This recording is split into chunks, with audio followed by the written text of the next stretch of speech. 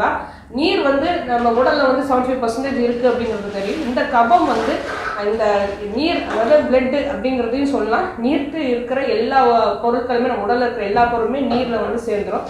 இந்த ரத்தம் எல்லா சக்தியும் பெற்று நம்ம உடல்ல உள்ள ஒவ்வொரு உறுப்புகளுக்கும் இந்த ரத்தம் தான் போய் எனர்ஜியை கொடுக்குது.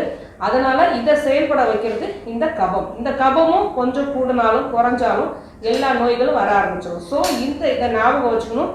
நம்ம மூணே விஷயம்தான், நம்ம பழக்க வழக்கங்கள், நம்மளோட ஒழுக்கம், நம்ம வாழ்வியல் முறை, அடுத்தது உணவு.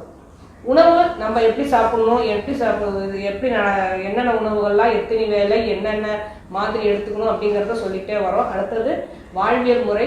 வாழ்வியல் முறைன்னு அப்படின்னாலே ஒழுக்கம்னாலே என்னென்ன வகையான செயல்கள்லாம் நம்ம ஈடுபடணும் அப்படிங்கிறது இருக்குது. அடுத்தது சூழ்நிலை. சூழ்நிலையில தான் இயற்கையில் வருது. நிறைய மாசு இல்லாத இடமா